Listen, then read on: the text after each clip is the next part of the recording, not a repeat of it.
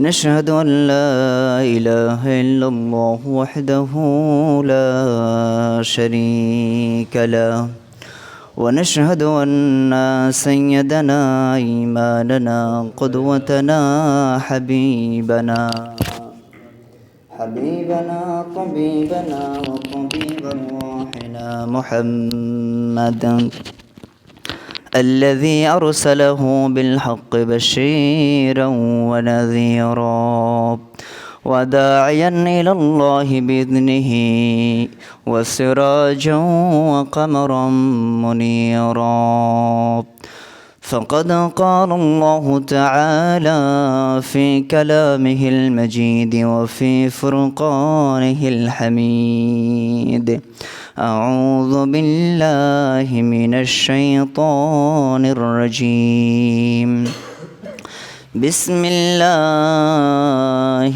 الرحمن الرحيم قل إن صلاتي ونسكي ومحياي ومماتي لله رب العالمين وقال تعالى قل إنني هداني ربي إلى صراط مستقيم دينا قياما ملة إبراهيم حنيفا وما كان من المشركين وقال رسول الله صلى الله عليه وسلم ما عمل ابن آدم يوم النهر عملا أحب إلى الله من إرحاق الدار بلغ العلا بكماله كشف الدجى بجماله حسنة جميع خصاله صلوا عليه وآله সমস্ত প্রশংসা মহান রব্বুল আলামিনের জন্য, যিনি আমাদেরকে জিলহজ মাসের প্রথম জুমা তার পবিত্রকর মসজিদে এসে জুমার সালাত আদায় করার তৌফিক দান করলেন, মসজিদ পর্যন্ত এনেছেন। সেই মহান মনিবের শুকরিয়া আদায় করে সকলে বলে আলহামদুলিল্লাহ। লাখ কোটি দরুদ ও সালাম বিশ্ব নবী জনাবে আরবিল হাশিমি, বিশ্ব মানবতার মুক্তির দিশারি, দু জাহানের সরদার, উম্মতের আপনজন, উম্মতদেরকে জান্নাতের রাস্তা, সাবলীল সহজ রাস্তা দেখানোওয়ালা নবী, জেনার জন্য দিন হিসেবে আমরা ইসলাম পেয়েছি, সে নবীর উপরে দরুদ ও সালাম প্রেরণ করে সকলে বলি সাল্লাল্লাহু আলাইহি ওয়াসাল্লাম। সম্মানিত হাজিরিন, আজকের আলোচনার বিষয় হচ্ছে আমাদের মুসলিম মিল্লাতের, মুসলিম জাতির একটি বড় উৎসব ঈদুল আজহা। এই কোরবানির ঈদ সম্পর্কে এবং কোরবানির সম্পর্কে আজকের আলোচনার বিষয় হবে। আল্লাহ রাব্বুল আলামিন আমাদেরকে এ ব্যাপারে কিছু কথা বলার তৌফিক দান করেন, আমা তৌফিক ইল্লা বিল্লাহ। সম্মানিত হাজিরিন, আল্লাহ রাব্বুল আলামিন মানুষদেরকে দুনিয়াতে সৃষ্টি করার পরে মানুষদের কাছ থেকে বহুত পরীক্ষা নিয়েছেন এবং পরীক্ষা নেবেন।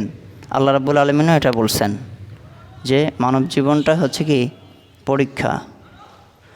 তো অসংখ্য পরীক্ষা আল্লাহ রাব্বুল আলামিন নেবেন তাকওয়া অর্জন করার জন্য, তাকওয়া অবলম্বনের জন্য বান্দাকে অবশ্যই আল্লাহ রাব্বুল আলামিনের কাছে পরীক্ষা দিতে হবে। আল্লাহ রাব্বুল আলামিন কোরআন কারিমের মধ্যে সূরা আনকাবুতের ভিতরে বলছেন যে তুমি কি মনে করো আমি তোমাকে এমনি জান্নাতে দেব, অথচ তোমাকে আমি কোনো পরীক্ষাই করব না, তোমাকে পরীক্ষা ছাড়াই তোমাকে জান্নাতে দিব, এটা কি তুমি মনে করো? সুতরাং আল্লাহ রাব্বুল আলামিন ইমানদার বান্দাদেরকে অনেক পরীক্ষা দিবেন, পরীক্ষা নেবেন, আর বান্দাকেও পরীক্ষা দিতে হবে। দুনিয়ার জীবনটা এরকমই। এই জন্য আল্লাহ রাসূল সাল্লাম বলছেন যে আদ-দুনিয়া সিজনুল লিল মুমিন, দুনিয়াটা হচ্ছে মুমিনদের জন্য জেলখানার মতো, ওয়া জান্নাতুল লিল কাফির, এবং কাফেরদের জন্য এটা জান্নাতের মতো। সুতরাং দুনিয়ার জীবনে ইমানদারেরা পরীক্ষা দিবে, আর পরীক্ষা আল্লাহ রাব্বুল আলামিন নেবেন। কিন্তু আল্লাহ রাব্বুল আলামিন বান্দার কাছ থেকে অতটুকু পরীক্ষায় নেন যতটুকু পরীক্ষা বান্দা দিতে পারবে। আল্লাহ রাব্বুল আলামিন বান্দার উপরে কখনোই কঠিন কোনো পরীক্ষা চাপাননি। আল্লাহ রাব্বুল আলামিন বান্দার কাছে ততটুকুই, সেভাবেই ইসলামের শরিয়া সেট করা হয়েছে। আল্লাহ রাব্বুল আলামিন সেভাবেই কোরআনুল কারিমের মধ্যে বিধিবিধান নাজিল করেছেন। বান্দা যতটুকু সইতে পারবে, যতটুকু পরীক্ষা দিতে পারবে, সেভাবে রুখসত দেওয়া হয়েছে। তবে বান্দার এইটা সবসময় মনের মধ্যে রাখতে হবে, ইমানদার বান্দাদের, যে আমাকে অবশ্যই দুনিয়াতে আমি শুধু সুখ ভোগ করার জন্য দুনিয়াতে আসি নাই, আমি অবশ্যই দুনিয়াতে আমাকে কিছু পরীক্ষা দিতে হবে। আল্লাহ রাব্বুল আলমিনের বান্দা, যিনি আল্লাহ রাব্বুল আলমিন যাকে অত্যন্ত আপন করে নিয়েছেন, যত নবী রাসূল আছেন তার ভিতরে আল্লাহ রাব্বুল আলমিন আদম সালাম পর্যন্ত শুরু হয়েছে, এর পরবর্তীতে কোরআন কারিমের মধ্যে 25 জন নবীর কথা আসছে। তো মতান্তরে অসংখ্য নবী দুনিয়াতে আগমন করেছেন। আমাদের অনেক নবীর নাম আমরা জানি, অনেক নবীর নাম আমরা জানি না। তো অসংখ্য নবী রাসূলদের মধ্যে আল্লাহ রাব্বুল আলামিন কয়েকজন নবীকে অত্যন্ত আপন করে নিয়েছেন, যার মধ্যে একজন হচ্ছেন হযরত ইব্রাহিম আলাইহিস সালাতু ওয়াস সালাম। তো ইব্রাহিম আলাইহিস সালাতু ওয়াস সালাম হচ্ছেন খলিলুল্লাহ, আল্লাহর বন্ধু, অত্যন্ত আপনজন। কেমন আপনজন? আল্লাহ রাব্বুল আলামিন এই দুনিয়াতে যত নবী রাসূল এসেছেন সব নবী রাসূলদের ইন্তেকাল করেছেন, তাদেরকে মউত দিয়েছেন, তাদেরকে মৃত্যুবরণ করতে হয়েছে। দুনিয়াতে কেউ চিরদিন ছিলেন না, দুনিয়াতে আসলেই তাকে অবশ্যই মৃত্যুবরণ করতে হবে, এটা আল্লাহর বিধান। আল্লাহ বলছেন কুল্লু নাফসিন যায়িকাতুল মাউত, যাদের আমি জীবন দিয়েছি এমন সকল নবী রাসূল সবারই মৃত্যুবরণ তাদেরকে করতে হবে। শুধু ব্যতিক্রম 2 জন নবী আছেন, তাদেরকে আল্লাহ উঠায় নিছেন, কিন্তু তাদেরও মৃত্যু হবে কিয়ামতের আগে, তাদেরকে আল্লাহ রাব্বুল আলামিন মৃত্যুর স্বাদ দিবেন। একজন হচ্ছেন হযরত ইসহাক আলাইহিস সালাম, যিনি আল্লাহ রাব্বুল আলামিন যাকে উপরে উঠায় নিছেন। তো তার ব্যাপারে কথা বৃদ্ধি হয়ে যাবে। তো তাকে মৃত্যুর স্বাদ দিছেন, ফেরেশতা এসে জিজ্ঞাসা করছিলেন, হয়তো ঘটনা শুনছেন, আমি সেদিকে না যাই। মৃত্যুবরণ করার পরে আবার জিন্দা যখন হলেন তখন আল্লাহ রাব্বুল আলামিন তাকে আরশে উপরে উঠায় নিছেন। আর আরেকজন হচ্ছেন হযরত ঈসা আলাইহিস সালাম, তার মৃত্যু হয় নাই, তিনি ইন্তিকাল করেন নেই, কিন্তু তিনি এরকম প্রথম আসমানে আসেন। আল্লাহ রাব্বুল আলামিন অনুযায়ী হুকুম যখন হবে মৃত্যুর কিয়ামতের আগ মুহূর্তে আল্লাহ রাসূল সাল্লাল্লাহু আলাইহি ওয়াসাল্লামের উম্মত হয়ে তিনি দুনিয়াতে আসবেন, আসার পরে আবার তার মৃত্যু হবে। তো মোট কথা হচ্ছে যাদেরকে আল্লাহ রাব্বুল আলামিন জীবন দিয়েছেন তাদের মৃত্যুবরণ করতে হবে। যত নবী রাসূল মৃত্যুবরণ করেছেন সকল নবী রাসূলদের মধ্য থেকে আল্লাহ রাব্বুল আলামিন হযরত ইব্রাহিম আলাইহিস সালামকে তা আসমানে নিয়েছেন, আর তার অবস্থান দিয়েছেন 7ম আসমানে বাইতুল মামুরের নিকটবর্তী। আর সে আজিমের নিচেই হচ্ছে বাইতুল মামুরের অবস্থান, যেটা একটা মসজিদ, যার সামনে হযরত ইব্রাহিম আলাইহিস সালামকে জায়গা দিয়েছেন। তিনি সেখানে মসজিদের মধ্যে হেলান দিয়ে সেখানে বসে থাকেন। সেটা হচ্ছে 7ম আসমানে আল্লাহ রাব্বুল আলামিনের আরশের নিচেই। বলেন সুবহানাল্লাহ।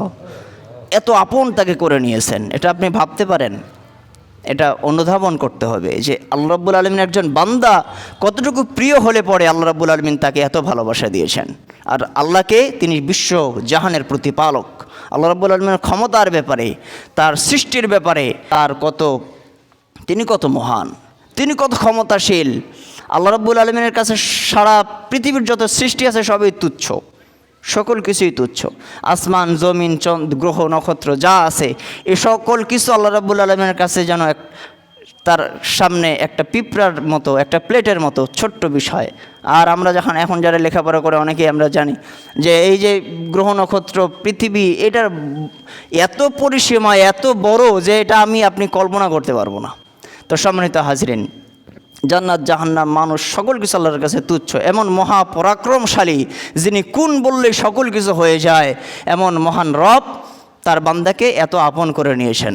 আর শুধু এখানে না, বরং সবসময় আল্লাহ রাব্বুল আলামিন এই বান্দাদেরকে মর্যাদা দিবেন। তার ভিতরে একজন হচ্ছেন হযরতে ইব্রাহিম আলাইহিস সালাম। আল্লাহ রাব্বুল আলামিন এত মর্যাদা দিয়ে তাকে খলিলুল্লাহ ঘোষণা দিয়ে, কেন ঘোষণা দিলেন? কারণ কোরআন সুন্নাহ থেকে জানা যায় যে দুনিয়াতে যত নবী রাসূল পরীক্ষা দিয়েছেন সকল নবী রাসূলদের মধ্য থেকে 2 জন নবী রাসূল অত্যন্ত বেশি গুরুত্বর পরীক্ষা দিয়েছেন সকল দিক থেকে। একজন হচ্ছেন হযরত ইব্রাহিম আলাইহিস সালাম, আরেকজন হচ্ছেন মুহাম্মদ রাসূলুল্লাহ সাল্লাল্লাহু আলাইহি ওয়াসাল্লাম। পরীক্ষার কারণেই আল্লাহ রাব্বুল আলামিন তাদেরকে অত্যন্ত আপন করে নিয়েছেন। তো সম্মানিত হাজিরিন, মোট কথা হচ্ছে বান্দা যারা দুনিয়াতে আমরা আছি, ইমানদার হয়ে জন্মগ্রহণ করেছি, আমাদের সবসময় একটি মাথার মধ্যে থাকতে হবে, দুনিয়াতে আমি শুধু ভোগ করার জন্য আসি নাই, আমাকে অনেক ক্ষেত্রে পরীক্ষা দিতে হবে। পরীক্ষার মধ্য দিয়েই আমার জীবনটাকে অতিবাহিত করতে হবে। সম্মানিত হাজরিন, তো এই জন্য আল্লাহ রাব্বুল আলামিন হযরত ইব্রাহিম আলাইহিস সালামকে বললেন, কুল ইন্না সলাতি ওয়া নুসুকি ওয়া মাহইয়ায়া ওয়া মামাতি লিল্লাহি রাব্বিল আলামিন। হে ইব্রাহিম, আপনি বলেন যে আপনার সালাত, ইন্না সলাতি ওয়া নুসুকি, আমার কুরবানি, আমার নামাজ, আমার রোজা, আমার হজ, আমার জাকাত, আমার যাবতীয় জীবনের সব কিছুই হে রব একমাত্র আপনার জন্য। বিযালিকা উমিরতু ওয়া আনা আউয়ালুল মুসলিমিন, আর আমি মুসলিমদের অন্তর্ভুক্ত। তো সম্মানিত হাজরিন, ইমানদার ব্যক্তির নামাজ, ইমানদার ব্যক্তির কুরবানি, এর সমস্ত কিছু কার জন্য হবে? আল্লাহ রাব্বুল আলামিনের জন্য হবে। কুরবানির বিধান হচ্ছে আম, প্রথমত হচ্ছে আম। কিছু কথা বুঝে নেবেন। কিছু কুরবানি হচ্ছে আম, সেটা বান্দার জীবনের সাথে সম্পৃক্ত, বান্দার মালের সাথে সম্পৃক্ত। বান্দার জীবন আল্লাহ রাব্বুল আলামিনের জন্য কুরবানি করবে, আর বান্দার মালও কার জন্য কুরবানি করবে? আল্লাহ রাব্বুল আলামিনের জন্য কুরবানি করবে। আল্লাহ রাব্বুল আলামিন অন্য আয়াতে বলছেন, ইন্নাল্লাহা আশতারা মিনাল মুমিনিনা আনফুসাকুম ওয়া আমওয়ালাহুম বিআন্না লাহুমুল জান্নাহ। এই মর্মেই আল্লাহ রাব্বুল আলামিন বলতেছেন, আল্লাহ ইমানদার বান্দাদের জীবন, জান এবং মাল এ সমস্ত কিছু ক্রয় করে নিয়েছেন জান্নাতের বিনিময়ে। সুতরাং কুরবানির একটি বিধান হচ্ছে আম। প্রত্যেক ব্যক্তিকেই কুরবানি করতে হয়, তার জানের, তার মালের। কিসের জন্য? আল্লাহর জন্য, আল্লাহর দ্বীনের জন্য। সম্মানিত হাজরিন, এরপরে আরেকটি কুরবানি আমাদের মধ্যে রয়েছে, সেটা হচ্ছে আমাদের বাৎসরিক যে কুরবানি, হযরত ইব্রাহিম আলাইহিস সালামের সুন্নাহ। এই কুরবানিটি যেটা আপনার ঈদুল আজহার ভিতরে আমরা করে থাকি, আল্লাহর জন্য পশু কুরবানি করে থাকি, এই কুরবানিটাও শুধু আমাদের জন্য ছিল না। এই কুরবানিটা আল্লাহ রাব্বুল আলামিন সৃষ্টির শুরু থেকে, যখন থেকে বান্দা দুনিয়াতে আগমন করেছেন, হযরত আদম আলাইহিস সালাম থেকে শুরু হয়েছে, এবং মুহাম্মদ সাল্লাল্লাহু আলাইহি ওয়াসাল্লামের শেষ শরিয়া, আদম সাল্লামের শরিয়া হচ্ছে প্রথম শরিয়া, সেখান থেকে শুরু হয়েছে, এবং শেষ শরিয়া হচ্ছে মুহাম্মদ রাসূলুল্লাহ সাল্লাল্লাহু আলাইহি ওয়াসাল্লামের শরিয়া। এই প্রথম শরিয়া থেকে শুরু হয়েছে কুরবানি আর পশু কুরবানি, শেষ শরিয়া নম্বর মুহাম্মদ রাসূলুল্লাহ সাল্লাল্লাহু আলাইহি ওয়াসাল্লামের শরিয়া পর্যন্ত এটা বলবৎ ছিল। আল্লাহ রাব্বুল আলামিন কুরআন কারীমের মধ্যে বলছেন, সূরা হজের ভিতরে বলছেন 34 নম্বর আয়াতে, ওয়ালিকুল্লি উম্মাতিন জাআলনা মানসাকান লিযিকরা ইসমাল্লাহি আলা মা রাযাকাহুম মিন বাহিমাতিল আনআম। তোমরা যে এই বাহিমাতুল আনআম, এই পশু কুরবানি করো, এই পশু কুরবানি শুধু তোমাদের জন্য ছিল না, বরং প্রত্যেক জাতির জন্য। লিকুল্লি উম্মাতিন জাআলনা মানসাকান, প্রত্যেক জাতি যাদেরকে আমি দুনিয়াতে আগমন করেছি, এই সকল জাতির উপরেই আমি কুরবানিটা এইরকম শরিয়ার ভিতরে আমি তাদেরকে দিয়ে দিয়েছিলাম। বাহিমাতুল আনাম, তাদের চতুষ্পদ জন্তুর পক্ষ থেকে তাদেরকে কুরবানি করতে হতো। এজন্য আমাদের কুরবানি এটা আমাদের জন্য জরিমানা না, এটা শুধু আমাদের জন্য ছিল না, আমাদের পূর্ববর্তী যত উম্মত ছিল সকলদের জন্য এই কোরবানিটি ছিল। আদম আলাইহিস সালামের সময় থেকে আপনারা শুনছেন তার দুজন সন্তান ছিলেন হাবিল এবং কাবিল। হাবিল এবং কাবিলের ওইখান থেকে কোরবানির সূচনা হয়েছে। যে ঘটনাটা আপনারা শুনছেন আমি এটা বলতে চাচ্ছি না। তো কাবিলের কুরবানি গ্রহণ আল্লাহ রাব্বুল আলামিন করলেন না, হাবিলের কুরবানি গ্রহণ করলেন। কেন? কারণ এই কথাটি কুরআন কারীমের মধ্যে হাবিল বলে দিচ্ছেন তার ভাইকে। আমি ঘটনাটা না বলেই শুধু কারণটা বলতেছি। আল্লাহ রাব্বুল আলামিন কেন হাবিলের কোরবানিটা কবুল করলেন আর কাবিলের কোরবানিটা কবুল করলেন না? আল্লাহ রাব্বুল আলামিন বলে দিচ্ছেন, বিসমিল্লাহির রহমানির রহিম। হাবিল বললেন, ক্বালা ইন্নামা ইয়াতাকাব্বালুল্লাহু মিনাল মুত্তাকিন। হে আমার ভাই কাবিল, তুমি শোনো, আল্লাহ রাব্বুল আলামিন আমার কুরবানিটা গ্রহণ করছেন এই জন্যই কারণ আল্লাহ রাব্বুল আলামিন মুত্তাকিদের কুরবানি ছাড়া আর অন্য কোনো কুরবানি গ্রহণ করেন না। আল্লাহর জন্য যেটা আপনি করবেন তাকওয়ার সাথে, গত জুমায় ইখলাসের কথা বলা হয়েছিল, গত জুমায় ইখলাস এবং তাকওয়া এর ভিত্তিতেই যখন বান্দা কুরবানি করবে তখন আল্লাহ রাব্বুল আলামিন তার এই কুরবানিটা গ্রহণ করবেন।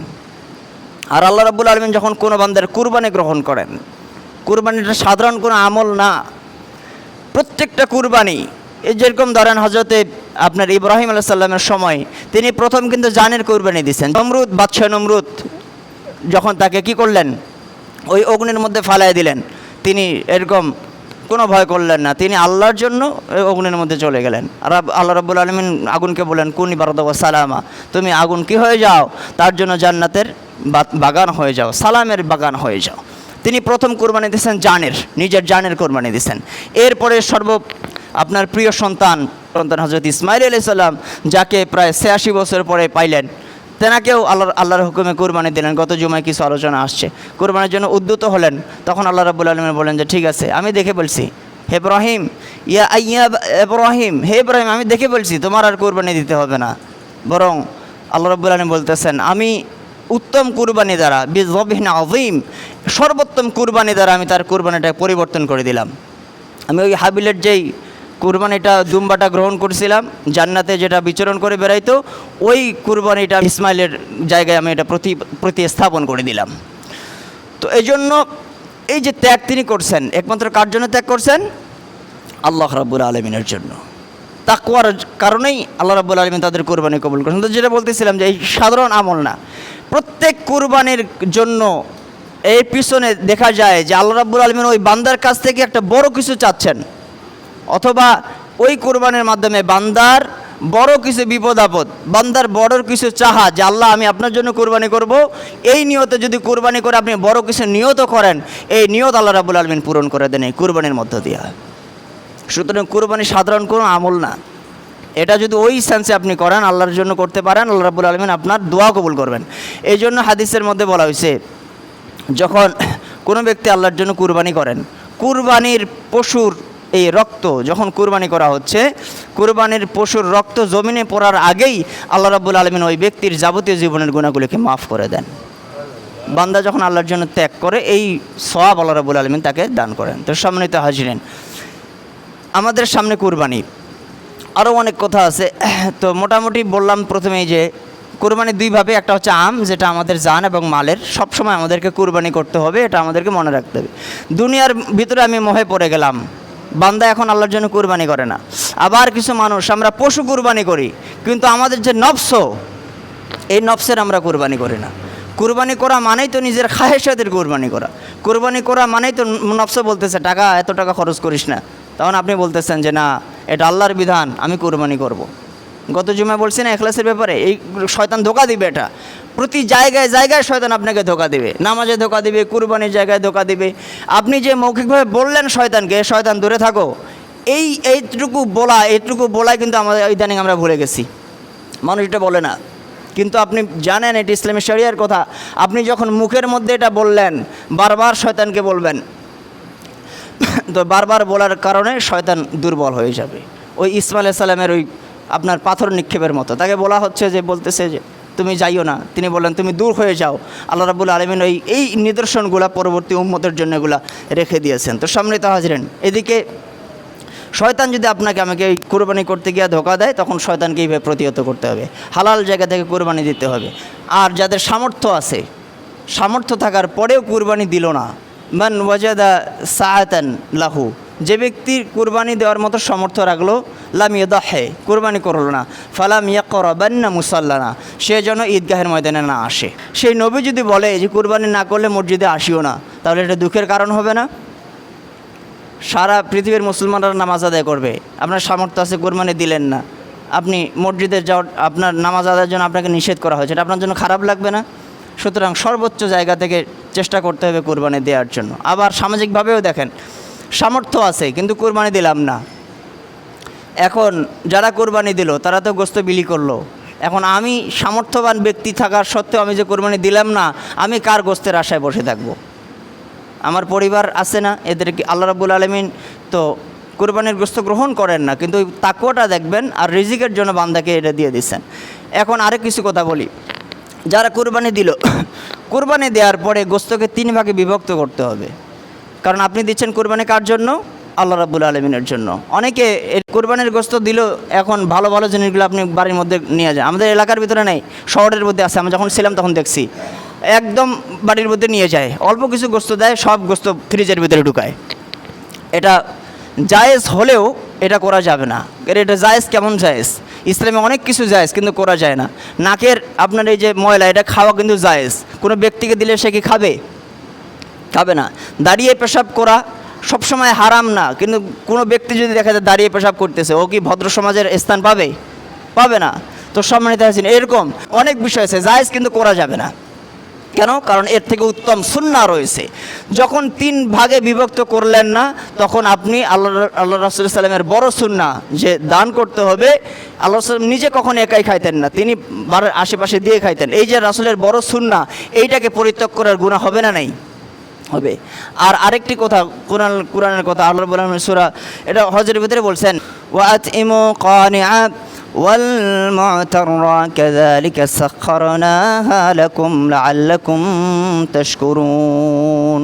যে কুরবানিটা তুমি দিবা, এটা তুমি নিজে খাও, আর যে তোমার কাছে চায় তাকে দাও, যে চায় না তাকেও দাও। কার কথা? আল্লাহর কথা। যে অনেক মানুষ আপনার কাছে চাইবে না তাকেও দাও, সূরা হজের 36 নম্বর আয়াত।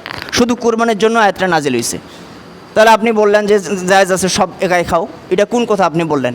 এই ধারণা মনের মধ্যে রাখা যাবে না। আপনি 2 ভাগ নিলেন, 2 ভাগ নেওয়ার পরে আবার একটু ভালো ভালো জিনিসটা ওই যে কী বলে আপনার কলিজা, ভালো একটু মাথার গোস্ত, এগুলো আমি একটু আলাদাভাবে নেই। আপনি 2 ভাগ তো নিছেন, আত্মীয় স্বজনকে ওখান থেকে কিছু দিবেন, পরিবারের মধ্যে ওখান থেকে খাবেন। তো এখন এই জন্য আর বাকিটা যেটা 10-এর মধ্যে দিয়েছেন ওটা আল্লাহর জন্য দিয়ে দিয়েছেন। আমরা যেটা দান করি সেটা ফকিরকে দিয়ে কি আবার করে নেই? যদি এটা ফকিরের সাথে তুলনা দেওয়া যাবে না, অনেকে দেয়, এটা ভুল, তুলনা দেওয়া যাবে না ফকিরদের সাথে, কারণ এটা ওই সদগার ওইভাবে সদগা না, এটা খুশিতে বিলি করা। কুরবানি আমরা করবো আল্লাহর জন্য, এবং সর্বোচ্চ আমার অবস্থান থেকে যতটুকু সামর্থ্য আমার আছে আমি আল্লাহর জন্য কুরবানি দেওয়ার চেষ্টা করব। ন্যূনতম যদি ছাগল দেওয়ার কুরবানি আমাদের সামর্থ্য, আমি ছাগল দিব। হালাল জায়গা থেকে কুরবানি দেওয়ার চেষ্টা করব। কুরবানি 7 ভাগে দেওয়া যায়, আমি যদি একা সামর্থ্য না রাখি 7 ভাগে আমরা কুরবানি দেওয়ার চেষ্টা করব। ভালো ভালো লোকদেরকে আমি বেছে নিব।